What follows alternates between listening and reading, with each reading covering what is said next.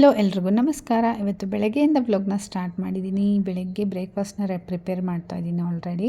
So ಇವತ್ತು Saturday ಅಲ್ವಾ, ಹಾಗೆ ನನ್ನ ಮಗಳಿಗೆ ಇವತ್ತು ಡ್ಯಾನ್ಸ್ ಪ್ರಾಕ್ಟೀಸ್ ಇತ್ತಂತೆ ಆ್ಯನ್ಯುವಲ್ ಡೇಗೆ. ಸೊ ಹಾಗಾಗಿ ಮಕ್ಕಳಿಗೆಲ್ಲ ಸ್ಕೂಲಿಗೆ ಬರೋಕ್ಕೆ ಹೇಳಿದರು. ಹಂಗಾಗಿ ಬೆಳಗ್ಗೆ ಬೇಗ ಎದ್ದು ಬ್ರೇಕ್ಫಾಸ್ಟ್ನ ರೆಡಿ ಮಾಡ್ತಾ ಇದ್ದೀನಿ. ಏನಿಲ್ಲ, ಚಿತ್ರಾನ್ನ ಮಾಡೋಣ ಅಂತ ಅಂದ್ಕೊಂಡಿದ್ದೀನಿ. ಸ್ವಲ್ಪ ಲೇಟಾಗೇ ಇದ್ದೆ ಇವತ್ತು, ಹಾಗಾಗಿ ಬರೀ ಚಿತ್ರಾನ್ನ ಮಾಡ್ತಾಯಿದ್ದೀನಿ.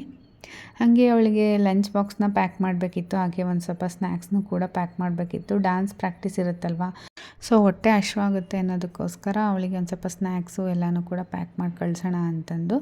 ಸೊ ಸ್ವಲ್ಪ ಹೊಟ್ಟೆ ತುಂಬುತ್ತೆ ಈ ಥರ ಎಗ್ ಎಲ್ಲ ಹಾಕಿ ಮಾಡಿಕೊಟ್ರೆ ಅಂತಂದು ಎಗ್ಗನ್ನು ಹಾಕಿಬಿಟ್ಟು ಆಮ್ಲೆಟ್ ಟೈಪ್ ಮಾಡ್ತಾಯಿದ್ದೀನಿ. ಸ್ವಲ್ಪ ಸಾಲ್ಟು, ಹಾಗೆ ಖಾರದ ಪುಡಿ, ಸ್ವಲ್ಪ ಅರಶಿನ, ಇದಿಷ್ಟೇ ಮಿಕ್ಸ್ ಮಾಡಿರೋದು. ಅವಳು ಆನಿಯನ್ನು ಟೊಮೊಟೊ ಅದೆಲ್ಲ ಹಾಕಿದ್ರೆ ಇಷ್ಟಪಡಲ್ಲ. ಅದು ಅದರಲ್ಲಿ ಬೇರೆ ಬ್ರೆಡ್ ಟೋಸ್ಟ್ ಬೇರೆ ಅಲ್ವಾ, ಸೊ ಜಾಸ್ತಿ ಹೆವಿ ಆಗಿಬಿಡುತ್ತೆ ಅಂತ ಇನ್ನು ತರಕಾರಿ ಏನೂ ಹಾಕಲಿಲ್ಲ. ಜಸ್ಟ್ ಅದಷ್ಟೇ ಹಾಕ್ಬಿಟ್ಟು ಬ್ರೆಡ್ಡನ್ನು ರೋಸ್ಟ್ ಮಾಡಿದ್ದೀನಿ. ಇದು ವೀಟ್ ಬ್ರೆಡ್ ತೊಗೊಂಡಿರೋದು ನಾನು. ಸೊ ಬ್ರೆಡ್ಡನ್ನು ಸ್ವಲ್ಪ ಲೈಟಾಗಿ ರೋಸ್ಟ್ ಮಾಡಿಬಿಟ್ಟು ತುಪ್ಪದಲ್ಲಿ ಅದರಲ್ಲಿ ಮಧ್ಯಕ್ಕೆ ಇಟ್ಟಿದ್ದೀನಿ. ಹಾಗೆ ತಿನ್ನೋಕೆ ಅಷ್ಟೊಂದು ಇಷ್ಟಪಡಲ್ಲ ಅವಳು, ಹಾಗಾಗಿ ಅದ್ರ ಜೊತೆಗೆ ಸ್ವಲ್ಪ ಚಿತ್ರಾನ್ನನೂ ಕೂಡ ಇಡೋಣ ಅಂತಂದು. ಮಧ್ಯ ಹಶ್ವಾದರೆ ತಿನ್ಕೊಳ್ಳಿ ಅಂತ ಅಷ್ಟೇ. ಹಂಗೆ ಸ್ವಲ್ಪ ಒಂದು ಬೆಣ್ಣೆ ಬಿಸ್ಕೆಟ್ ಇತ್ತು, ಒಂದು ಬೆಣ್ಣೆ ಬಿಸ್ಕೆಟ್ನ ಇಡ್ತಾಯಿದ್ದೀನಿ ಅಷ್ಟೇ ಸ್ನ್ಯಾಕ್ಸ್ಗೆ, ಏನು ಜಾಸ್ತಿ ಇಡ್ತಾ ಇಲ್ಲ. ಟೈಮ್ ಆದರೆ ತಿಂತಾಳೆ, ಇಲ್ಲಾಂದರೆ ಹಂಗೆ ವಾಪಸ್ ತೊಗೊಂಡ್ಬಿಡ್ತಾಳೆ. ಎಷ್ಟೊಂದು ಇಟ್ಟಿದೆಯಲ್ಲಮ್ಮ ಅಂತ ಹೇಳ್ತಾ ಇದ್ಲು ಬಂದಾಗ. ಸೊ ನಾನೇನು ಬೆಳಿಗ್ಗೆ ಸರಿಯಾಗಿ ತಿನ್ನಲ್ಲ ಅಂತಂದು ಅಷ್ಟೊಂದು ಪ್ಯಾಕ್ ಮಾಡಿ ಕಳಿಸ್ತೀನಿ.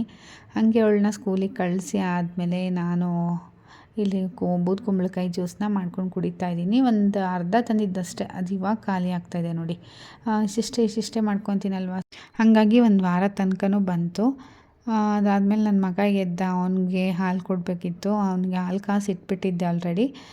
ಸ್ವಲ್ಪ ತಣ್ಣಗೆ ಮಾಡಬೇಕು, ಸ್ವಲ್ಪ ಬಿಸಿ ಇರುತ್ತಲ್ವ, ಬಿಸಿದಷ್ಟು ಬಿಸಿದು ಕುಡಿಯೋದಿಲ್ಲ ಅವನು. ಹಂಗಾಗಿ ಆದಷ್ಟು ಆರಿಸಿ ಕೊಡ್ತೀನಿ. ಅಂದರೆ ಸ್ವಲ್ಪ ಉಗುರು ಬೆಚ್ಚಗಿರಬೇಕು, ಪೂರ್ತಿ ತಣ್ಣಗೆ ಮಾಡಲ್ಲ, ಯಾಕಂದರೆ ಒಂಥರ ತಣ್ಣಗೆ ಅನಿಸುತ್ತೆ ಹಾಲು ಅವನಿಗೆ. ಚಳಿ ಬೇರೆ ಇರುತ್ತಲ್ಲ, ತುಂಬ ಬಿಸಿದು ಕುಡಿಯೋದೇ ಇಲ್ಲ. ಹಂಗಾಗಿ ಆರಿಸಿ ಕೊಡ್ತೀನಿ. ಅಂದರೆ ಸ್ವಲ್ಪ ಉಗುರು ಬೆಚ್ಚಗಿದ್ರೆ ಸಾಕು, ಕುಡಿತಾನೆ. ತುಂಬ ತಣ್ಣಗಾದರೆ ಇಷ್ಟಪಡಲ್ಲ. ಸೊ ಹಂಗಾಗಿ ಒಂದು ಸ್ವಲ್ಪ ಬೆಚ್ಚಗಿರೋದಾದರೆ ಇಷ್ಟಪಟ್ಟು ಕುಡಿತಾನೆ. ಅದಾದಮೇಲೆ ಅವನಿಗೂ ಕೂಡ ಬ್ರೇಕ್ಫಾಸ್ಟ್ ಮಾಡಿಸ್ಬೇಕು. ಸೊ ಹಾಲು ಕೊಡೋದು ಬೇಡ, ಬೆಳಗ್ಗೆ ಎದ್ದ ತಕ್ಷಣ ತಿಂಡಿ ತಿನ್ಸೋಣ ಅಂತ 1-2 ದಿನ ಟ್ರೈ ಮಾಡಿದೆ. ಆವಾಗ ತಿಂದ, ಮತ್ತೆ ಯಾಕೋ ನೆನ್ಪು ಮಾಡಿಬಿಟ್ಟು ಬೆಳಗ್ಗೆ ಎದ್ದ ತಕ್ಷಣ ಹಾಲು ಕೇಳ್ತಾನೆ. ಯಾಕಂದರೆ ಹಾಲು ಕುಡಿದ್ರೆ ಸ್ವಲ್ಪ ತಿಂಡಿ ಸ್ವಲ್ಪ ಲೇಟಾಗೆ ಮಾಡ್ತಾನೆ, ಒಂದು 10 ಗಂಟೆಗೆ ತಿಂತಾನೆ ತಿಂಡಿನ. ಹಂಗಾಗಿ ಬೇಡ, ಒಂದು ಸ್ವಲ್ಪ ಹಾಲು ಕೂಡ ಜಾಸ್ತಿ ಕಫ ಥರ ಅನಿಸ್ತಾ ಇದೆ ಅವನಿಗೆ. ಅದು ಹಂಗಾಗಿ ಹಾಲು ಕಮ್ಮಿ ಮಾಡೋಣ ಅಂತಂದರು ಕೇಳ್ತಾನೆ ಇಲ್ಲ. ಡೈಲಿ 2 ಟೈಮ್ಸ್ ಅಂತೂ ಕುಡಿಬೇಕು ಅಂತಂದು ಹಠ ಮಾಡ್ತಾನೆ. ಸೊ ಹಂಗಾಗಿ ಕುಡಿಲಿ ಅಂತಂದು ನಾನೇ ಸುಮ್ಮನಾದೆ. 10 ಗಂಟೆಗೆ ಒಂದು ಸಲ ಟಿಫನ್ ತಿನ್ನಿಸ್ತೀನಿ ಅವನಿಗೆ. ಹಾಗೆ ನನಗೆ ರಾಗಿ ಗಂಜಿ ಮಾಡಿಕೊಂಡೆ. ನನಗೆ ಬೆಳಗ್ಗೆ ಚಿತ್ರಾನ್ನ ತಿನ್ನಂಗೆ ಆಗಲಿಲ್ಲ, ಹಂಗಾಗಿ ಸ್ವಲ್ಪ ಮೊಳಕೆ ಕಾಳು, ಅದ್ರ ಜೊತೆಗೆ ಕೊಬ್ಬರಿ ತುರಿ ಎಲ್ಲ ಹಾಕ್ಕೊಂಬಿಟ್ಟು ಅವರಿಗೆ ಇಬ್ರಿಗೂ ಕೂಡ, ಹಸ್ಬೆಂಡ್ಗೆ ಮತ್ತು ನನ್ನ ಮಗನಿಗಿಬ್ರಿಗೂ ಕೂಡ ಚಿತ್ರಾನ್ನ ಹಾಕ್ಕೊಟ್ಟಿದ್ದೆ. ಅಂದರೆ ನನ್ನ ಹಸ್ಬೆಂಡ್ಗೆ ಇವಾಗ ಸೆಕೆಂಡ್ ಸ್ಯಾಟರ್ಡೇ ಇರೋದ್ರಿಂದ ರಜಾ ಇರುತ್ತಲ್ವ, ಸೊ ಮನೇಲಿ ಇದ್ದರೆ ಏನಾದರೂ ಒಂದು ಹೆಲ್ಪ್ ಮಾಡ್ತಾನೆ ಇರ್ತಾರೆ. ಸೊ ತರಕಾರಿ ಕಟ್ ಮಾಡಿಕೊಡೋದು, ಈ ಥರ ಏನಾದರೂ ಚಿಕ್ಕದಾಗಿ ಹೆಲ್ಪ್ ಮಾಡ್ತಾನೆ ಇರ್ತಾರೆ. ಸೊ ಒಬ್ಬಳಿಗೆ ಸ್ವಲ್ಪ ಅಡುಗೆ ಎಲ್ಲ ಮಾಡೋದಕ್ಕೆ ಹೆವಿ ಆಗುತ್ತೆ. ಡೈಲಿ ಒಬ್ಬಳೇ ಮಾಡ್ತೀನಿ, ಈ ಥರ ರಜಾ ಇದ್ದಾಗ ಮಾತ್ರ ಯಾವಾಗಾದರೂ ಒಂದು ಸಲ ಮಾಡ್ತಾರಷ್ಟೇ. ಮತ್ತು ಕೆಲವೊಬ್ರು ನೋಡಿದವರು, ಅಯ್ಯೋ ಇವ್ರ ಕೈಯಲ್ಲೇ ಕೆಲಸ ಮಾಡಿಸ್ತಾಳೇನೋ ಇವಳೆಲ್ಲ ಅಂತಂದು ತಿಳ್ಕೊಂಬಿಡ್ತಾರೆ, ಹಂಗೂ ಇರ್ತಾರೆ ಜನ.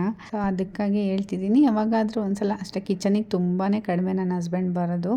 ಅದು ಯಾವಾಗಾದರೂ ಅಂತಂದರೆ ನಂಗೆ ಹುಷಾರಿಲ್ಲ ಅಂದಾಗ ಮಾತ್ರ ಅಡುಗೆ ಮನೆಗೆ ಬರೋದು. ಅದು ಬಿಟ್ಟರೆ ಈ ಥರ ರಜಾ ಇದ್ದಾಗ ತುಂಬಾ ರೇರ್. ನನಗೆ ಟೈಮ್ ಆಗ್ತಾಯಿದೆ ಅಂತಂದು ಇವತ್ತು ಸ್ವಲ್ಪ ಹೆಚ್ಚಿಕೊಟ್ರಷ್ಟೇ. ಪಲ್ಯ ಮತ್ತು ಈ ಕಡೆ ರೊಟ್ಟಿ ಎರಡೂ ಮಾಡಿಕೊಂಡು ಪಲ್ಯ ಒಗ್ಗರಣೆ ಹಾಕ್ಕೊಂಡು ಬೇಗ ಮಾಡ್ತಾಯಿದ್ದೆ. ಸ್ವಲ್ಪ ಲೇಟಾಗಿ ಎದ್ದಿದ್ವಲ್ಲ, ಲೇಟಾಗೇ ಟಿಫನ್ ತಿಂದ್ವಿ. ಹಾಗಾಗಿ ಹೊಟ್ಟೆ ಹಶ್ವಾಗಿರಲಿಲ್ಲ, ಸ್ವಲ್ಪ ಲೇಟಾಗಿ ಆಯಿತು ಅಡುಗೆನೂ ಕೂಡ. ರೊಟ್ಟಿ ಮಾಡಬೇಕಿತ್ತಲ್ಲ, ಸ್ವಲ್ಪ ಸ್ಲೋ ರೊಟ್ಟಿ ಆಯಿತು ನಂದು ಇವತ್ತು. ಬೇಗ ಮಾಡ್ತಾಯಿದ್ದೆ. 2 ಗಂಟೆ ಆದಮೇಲೆ ನಾನು ರೊಟ್ಟಿ ಮಾಡೋಕ್ಕೆ ಸ್ಟಾರ್ಟ್ ಮಾಡ್ಕೊಂಡಲ್ವ, ಸೊ 3 ಗಂಟೆ 3:15 ಆಗಿಬಿಡ್ತು ರೊಟ್ಟಿ ಪಲ್ಯ ಎಲ್ಲ ಮಾಡಿ ಊಟ ಎಲ್ಲ ಮಾಡೋ ಅಷ್ಟೊತ್ತಿಗೆ. ಸೊ ಊಟ ಮಾಡಿ ಮಜ್ಜಿಗೆ ಕುಡಿದಾದ್ಮೇಲೆ ಸ್ವಲ್ಪ ಗಿಡಗಳನ್ನೆಲ್ಲ ರೀಪಾಟಿಂಗ್ ಮಾಡಬೇಕಿತ್ತು. ಮಣ್ಣು ತಂದು ತುಂಬ ದಿನ ಆಗಿತ್ತು, ಮಣ್ಣು ತಂದಿಟ್ಟಿದ್ರು. ಅವ್ರು ಆಫೀಸಲ್ಲಿ ಗಿಡಗಳೆಲ್ಲ ಹಾಕ್ತಾ ಇರ್ತಾರಲ್ಲ, ಅವಾಗವಾಗ ಮಣ್ಣು ಕೊಡ್ತಾ ಇರ್ತಾರೆ ಅವರು. ಮಣ್ಣು ಕೊಟ್ಟಾಗೆಲ್ಲ ನಾನು ಸ್ವಲ್ಪ ಚೇಂಜ್ ಮಾಡ್ತಾಯಿರ್ತೀನಿ ಗಿಡಗಳನ್ನೆಲ್ಲ. ಸೊ ಲಾಸ್ಟ್ ಟೈಮು ಆಗಲೇ ಈಗ ಒಂದು 3 ಮಂತ್ಸ್ ಆಯಿತು ಅನಿಸುತ್ತೆ ರಿಪೋರ್ಟಿಂಗ್ ಮಾಡಿಬಿಟ್ಟು. ಹಾಗೆ ಇದು ನಿಂಬೆ ಹಣ್ಣಿನ ಗಿಡ, ಅಂದರೆ ಬೀಜ ಹಾಕಿದ್ದೆ, ಸುಮ್ಮನೆ ಹಾಕಿದ್ದೆ ಬರುತ್ತೋ ಇಲ್ವೋ ಅಂತ. ಚೆನ್ನಾಗಿ ಬಂದಿತ್ತು ಸರಿ ಅಂತಂದು ಸ್ವಲ್ಪ ದೊಡ್ಡ ಬಕೆಟಲ್ಲಿ ಹಾಕಿದ್ರೆ ಚೆನ್ನಾಗಿ ಬರುತ್ತೆ ಅನ್ನೋದಕ್ಕೋಸ್ಕರ ದೊಡ್ಡ ಬಕೆಟಿಗೆ ಮಣ್ಣೆಲ್ಲ ಹಾಕಿ ಅದರಲ್ಲಿ ಪಾಟಿಂಗ್ ಮಾಡ್ತಾಯಿದ್ದೀನಿ. ಆಮೇಲೆ ಪಾಟಲ್ಲಂತೂ ಸಿಕ್ಕಾಪಟ್ಟೆ ಎರೆಹುಳುಗಳು. ನಾನು ಹಿಂಗೆ ಕೈಯಲ್ಲಿ ಹಿಂಗೆ ಹಾಕ್ತಾಯಿದ್ದೀನಿ, ಮಣ್ಣು ತೆಗೆದು ಕೈಯಲ್ಲೇ ಬಂದುಬಿಡ್ತು. ನಂಗೆ ಸ್ವಲ್ಪ ಭಯ ಹುಳಗಳೆಲ್ಲ ಅಂತಂದರೆ, ನನಗೆ ಅಂದ್ಕೊಂಡ್ರೆಲ್ಲ ಹುಳ ಎಲ್ಲ ಇದೆ ಅಂತಂದು. ಒಂದೊಂದು ಪಾಟಲ್ಲಿ ಇದೆ ಅಷ್ಟೇ, ಎಲ್ಲ ಪಾಟಲ್ಲೂ ಬಂದುಬಿಟ್ಟಿದೆ ಇವಾಗಂತೂ. ಅಂದರೆ ಅದು ಕಾಂಪೋಸ್ಟ್ ಗೊಬ್ಬರ ಎಲ್ಲ ಹಾಕಿರ್ತೀವಲ್ವ, ಸೊ ಅದರಿಂದ ಉತ್ಪತ್ತಿ ಆಗುತ್ತಂಥದ್ದು. ನಂಗೆ ಗೊತ್ತಿಲ್ಲ. ಲಾಸ್ಟ್ ನಮ್ಮ ಮನೆಯವ್ರು ಹೇಳಿದ್ರು, ಗೊಬ್ಬರ ಎಲ್ಲ ಹಾಕ್ತೀವಲ್ಲ ಅದಕ್ಕೆ ಮಳೆ ಹುಳ ಬಂದಿರುತ್ತೆ ಅಂತಂದು ಹೇಳಿದರು. ಹಾಗೆ ಈ ಪಪ್ಪಾಯ ಗಿಡ ಅಂತೂ ಇಷ್ಟು ಉದ್ದ ಬಂದುಬಿಟ್ಟಿದೆ. ನನ್ನ ಮಗಳು ಹಾಕಿಬಿಟ್ಟಿದ್ದಾಳ, ಸೊ ಅದನ್ನು ತೆಗಿಯೋಕ್ಕೂ ಮನಸ್ಸಿಲ್ಲ, ಇಡೋಕ್ಕೂ ಮನಸ್ಸಿಲ್ಲ, ಆ ಥರ ಆಗಿಬಿಟ್ಟಿದೆ. ಇರಲಿ ಬಿಡು, ಮತ್ತು ಸುಮ್ಮನೆ ಹಠ ಮಾಡ್ತಾಳೆ ಅಂತಂದು ಅದನ್ನು ಕೂಡ ಬೇರೆ ಪಾಟಿಗೆ ಹಾಕೋಣ ಅಂತಂದು, ಬೇರೆ ಪಾಟ್ ಅಂದರೆ ಈ ಥರ ದೊಡ್ಡ ದೊಡ್ಡ ಬಕೆಟ್ ಇತ್ತು, ಸೊ ಅದರಲ್ಲಿ ಹಾಕ್ತಾಯಿದ್ದೀವಿ. ಸೊ ನೈಟ್ಗೆ ಏನು ಅಡುಗೆ ಇಲ್ಲ, ರೊಟ್ಟಿ ಪಲ್ಯನೇ ಇತ್ತು, ಸೊ ಹಂಗಾಗಿ ಅಲ್ಲಿಗೇ ಮುಗಿಸಿದೆ. ಹಾಗೆ ಇವತ್ತಿನ ವಿಡಿಯೋ ನಿಮ್ಗೆ ಇಷ್ಟ ಆಗಿದ್ದರೆ ದಯವಿಟ್ಟು ಲೈಕ್ ಮಾಡೋದನ್ನು ಮರಿಬೇಡಿ. ಹಾಗೆ ನಮ್ಮ ಚಾನಲ್ನ ಇನ್ನೂ ಯಾರೆಲ್ಲ ಸಬ್ಸ್ಕ್ರೈಬ್ ಮಾಡ್ದೇ ನೋಡ್ತಾ ಇದ್ದರೆ ದಯವಿಟ್ಟು ಸಬ್ಸ್ಕ್ರೈಬ್ ಮಾಡಿ, ಹಾಗೆ ಬೆಲ್ ಐಕಾನ್ನ ಕ್ಲಿಕ್ ಮಾಡೋದನ್ನು